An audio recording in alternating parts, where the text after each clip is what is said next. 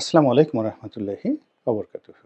সম্মানিত দর্শক, আমাদের বাংলাদেশের বহুল আলোচিত তত্ত্বাবধায়ক সরকার ব্যবস্থা এটি হাইকোর্টের একটি রায়ের মাধ্যমে ফিরে এসেছে। এটি খুবই জনপ্রিয় এবং রাজনৈতিক দলগুলোর দীর্ঘদিনের লড়াই এবং সংগ্রামের ফসল এটা ছিল।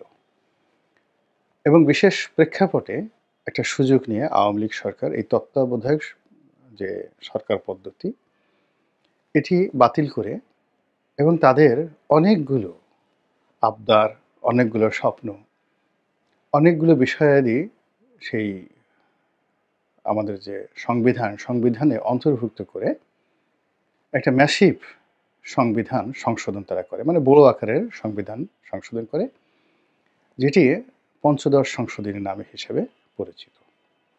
সম্প্রতি এই পঞ্চদশ সংশোধনী বেশিরভাগ অংশ বাতিল করা হয়েছে এবং তত্ত্বাবধায়ক যে পদ্ধতি, সরকার পদ্ধতি পঞ্চদশ সংশোধনীর মাধ্যমে যেটি বাতিল করা হয়েছিল সেটিকে অবৈধ ঘোষণা করা হয়েছে।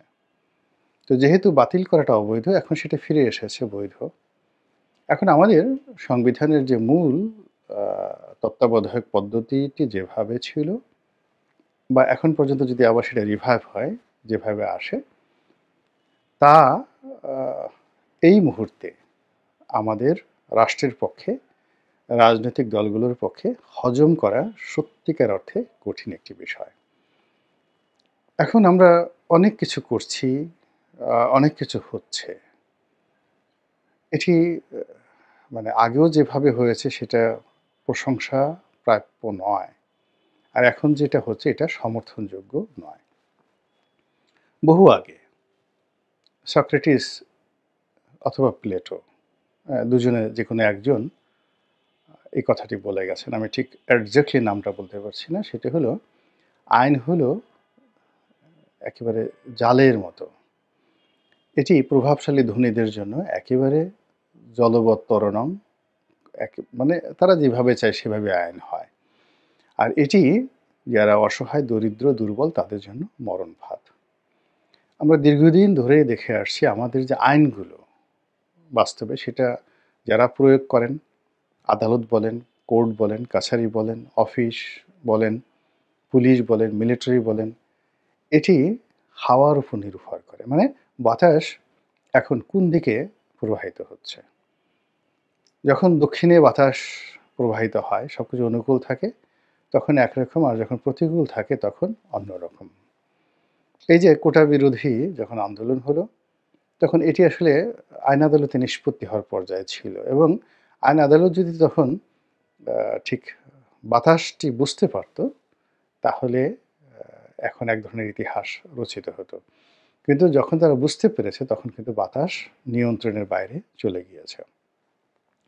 তো সেই অর্থে সেই ২০০৬ সন থেকে একেবারে ২০২৪ সন পর্যন্ত আইন আদালতের চাঞ্চল্যকর, বিতর্কিত এবং আপত্তিকর অনেকগুলো বিষয়, নিম্ন আদালতের এবং উচ্চ আদালতের, রাতারাতি অতি দ্রুততার সাথে যেভাবে নিষ্পত্তি হয়ে যাচ্ছে, এই বিষয়গুলো আগামীতে যদি গণেশ উল্টে যায়, দক্ষিণের বাতাস যদি আবার উত্তর দিক থেকে প্রবাহিত হয়ে যায় বা প্রবাহিত হওয়া শুরু করে, দক্ষিণে হাওয়া আর একটা হলো উত্তরের হাওয়া, উত্তর পাড়ার হাওয়া, তখন এই বিষয়গুলো এখন যেগুলো হচ্ছে, এইগুলোর কয়টি কিভাবে থাকে এগুলো নিয়ে আলাপ আলোচনা যে হচ্ছে না তা নয়। মূল ব্যাপারটা হলো যে আমরা প্রতিদিনকার যে ঘটনা, প্রতিদিনকার ঘটনা নিয়েই আমরা আলোচনা করতে অভ্যস্ত। আজকে যেটা হচ্ছে সেটা। আগামীকাল কি হবে, আগামী বছর কি হবে, ১০ বছর পরে কি হবে, এটি আদৌ টিকবে কি টিকবে না, এই জিনিসগুলো আমরা ভেবে কখনোই কাজ করি না। আমাদের মধ্যে যে অবস্থা সেটা হলো, যে যায় লঙ্কায় সেই হয়ে রাবণ। যত কথা, যত আবেদন নিবেদন, যখন আপনি খারাপ অবস্থায় থাকেন তখন সব কিছু আল্লাহর কাছে আপনি সমর্পণ করেন নিজেকে, আল্লাহর সাহায্য চান, আর প্রতিপক্ষকে আপনি কিছু করতে না পেরে অভিশাপ দেন। আর যেই মুহূর্তে আপনি আল্লাহর দয়ায় কিছু পেয়ে যান বা আপনার বিপদ কেটে যায়, অমনি আপনি ঠিক শরীরে একটা ঝাঁকুনি দিয়ে এমন একটা হুঙ্কার দিয়ে দাঁড়িয়ে যান, মনে হয় না যে কোনো কালে আপনার কোনো বিপদ ছিল এবং আল্লাহর কাছে আপনি কিছু বলেছেন, চেয়েছেন, এটাও আপনি স্মরণ করতে চান না। অনেকে তো আল্লাহকে অস্বীকারই করে বসে এবং এই কথা আমার বক্তব্য নয়, স্বয়ং আল্লাহ পবিত্র কালামে পাকে এভাবেই বলেছেন যে তাদের অবস্থা দেখে মনে হয় তারা যে কখনো বিপদে ছিল এটা তারা মানে মনেই করে না।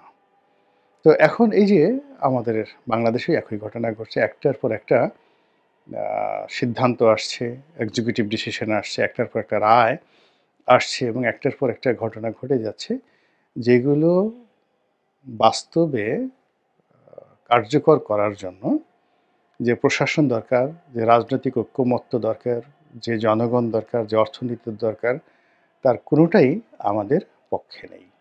তো এই যে তত্ত্বাবধায়ক সরকার যখন ফিরে এলো, ফিরে আসার পরে আপনি এখন এটাকে কিভাবে কার্যকর করবেন? এখানে দুটো বিষয় ফিরে এসেছে। এক নম্বর হলো আপনি যদি সংবিধান পরিবর্তন করতে চান এবং বড় আকারে এটাকে পরিবর্তন করতে চান, সেখানে গণভোটের যে বিধান এটি এখানে চলে এলো। তো কাজেই ডক্টর মোহাম্মদ ইউনূস সাহেব এখন সংবিধান সংশোধনের যে তোড়জোড় করছেন, তিনি এটা কিছুই করতে পারবেন না। তাকে এই টোটাল কাজটা করার জন্য গণভোট দিতে হবে এবং এই মুহূর্তে যে অবস্থা আছে, কোনো গণভোট দেওয়ার মতো যে অবস্থা, এটি অন্তর্বর্তীকালীন সরকারের নেই। তারা সংস্কারের জন্য বলেন, যেকোনো বিষয়ের জন্য বলেন, জনগণের যদি সমর্থন চান, হা না ভোট দেন বা অন্য যেকোনো ভোট দেন, সেই ভোটে তাদের পক্ষে জনগণ রায় দিবে, এই জনপ্রিয়তা এখন আর তাদের নেই। দ্বিতীয়ত, এই যে তত্ত্বাবধায়ক যে সরকার পদ্ধতিটি এখন চালু হয়ে গেল, এটি কিভাবে কাজ করবে? প্রথমত যে জটিলতা শুরু হয়েছে, আমরা এই সংবিধানের অনেকগুলো বিষয় অমান্য করেছি। এই অমান্য করাটাকে আপনি সংবিধান লঙ্ঘন বলতে পারেন। এই অমান্য, কিছু কিছু অমান্য রাষ্ট্রদ্রোহ হিসেবে বিবেচিত হতে পারে। কিছু কিছু অমান্য ফৌজদারি দণ্ডবিধির আওতায় বিচারের পর্যায়ে পৌঁছে যাবে। এরকম অনেক কিছু করা হয়েছে জুলাই আগস্ট বিপ্লবের পরে। এটা না সাংবিধানিক সরকার, না বিচারিক সরকার, না বৈপ্লবিক সরকার, না জনগণের ম্যান্ডেট প্রাপ্ত সরকার। এখান থেকে তাল এনে, ওখান থেকে গোল এনে, ওখান থেকে খাম এনে, ওখান থেকে খাম্বা এনে, ওখান থেকে হাম্বা এনে, সব মিলিয়ে কেমন যেন একটা আলু ভর্তা তৈরি করা হয়েছে এবং সেই আলু ভর্তা এখন না এটাতে আলুর টেস্ট আছে, না এটাতে চপের টেস্ট আছে, নাথিং। কেমন যেন একটা অবস্থা তৈরি হয়ে গেছে। তো সেই অবস্থাতে যখন এখন তত্ত্বাবধায়ক সরকারের বিধানটি এলো, তাহলে এখন তত্ত্বাবধায়ক সরকার কীভাবে গঠিত হবে? যদি গঠিত হয় তাহলে অন্তর্বর্তীকালীন সরকারের অবস্থা কী হবে?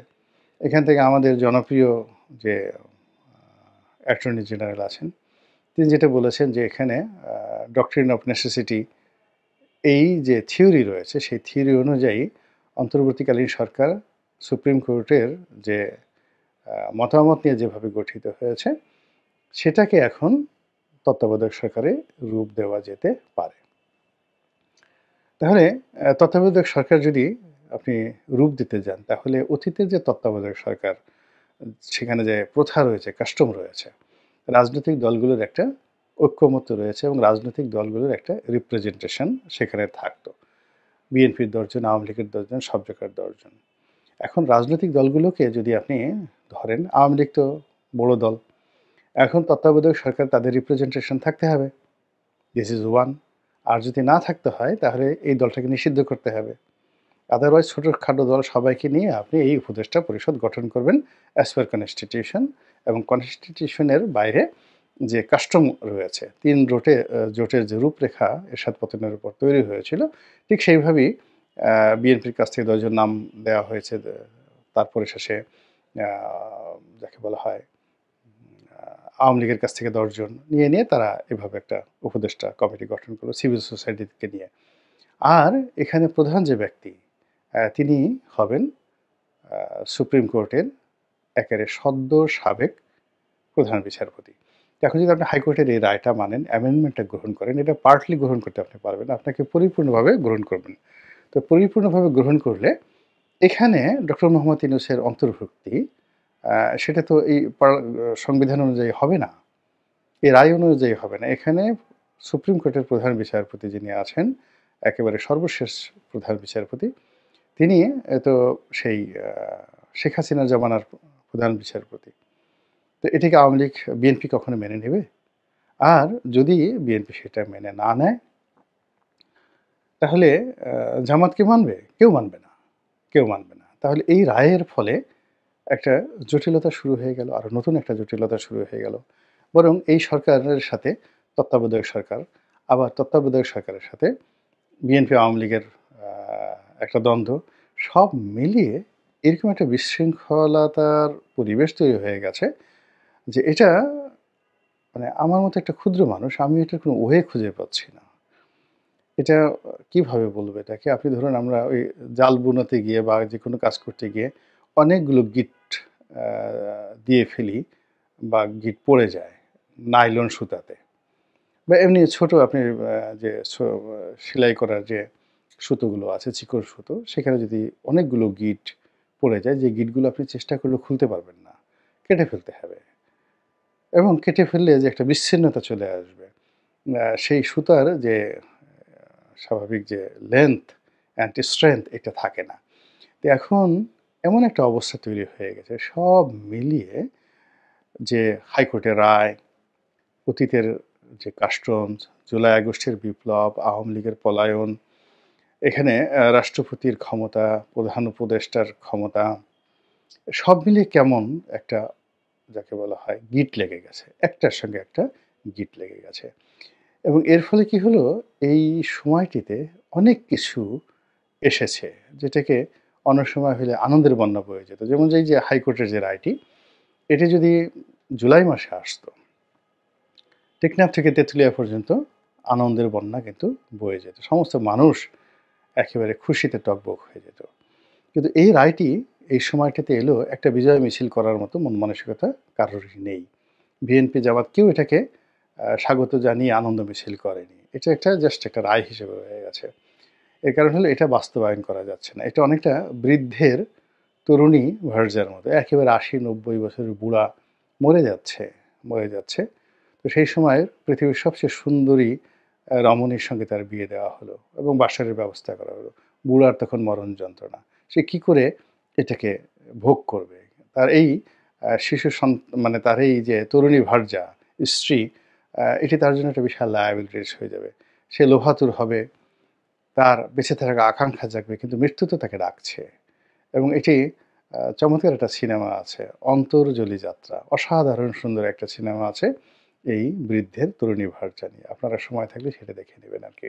তো একইভাবে এখন বাংলাদেশের যে সমস্যা, চলমান সমস্যা, ১ নম্বর সমস্যা আইনশৃঙ্খলা রক্ষা করা, ২ নম্বর সমস্যা অর্থনীতি, ৩ নম্বর সমস্যা কর্মসংস্থান, ৪ নম্বর সমস্যা হলো রাজনৈতিক দলগুলোর ঐক্যমত্য। সব মিলিয়ে এই সমস্যাগুলোর মধ্যে আমরা এতটা ঘূর্ণিঝড়ের মতো ঘূর্ণির পাকে ঘুরছি, শুধু ঘুরছি আর ঘুরছি। আর সেই ঘূর্ণির মধ্যে হঠাৎ করে তত্ত্বাবধায়ক সরকারের যে বিষয়টি এলো, সেই বিষয়টি আমাদের জন্য আনন্দের বার্তা এই মুহূর্তে বয়ে আনেনি। বরং চলমান সমস্যার সঙ্গে আরও এই রায়টি এই প্রশাসনের জন্য, রাষ্ট্রযন্ত্রের জন্য, ডক্টর মোহাম্মদ ইউনূসের জন্য, আন্দোলনকারীদের জন্য, রাজনীতিবিদদের জন্য একটা অতিরিক্ত বার্ডেন হয়ে দেখা দিল। আল্লাহ আমাদের সবাইকে হেদায়েত দান করুন এবং হেফাজত করুন। আসসালামু আলাইকুম ওয়া রাহমাতুল্লাহি ওয়া বারাকাতুহু।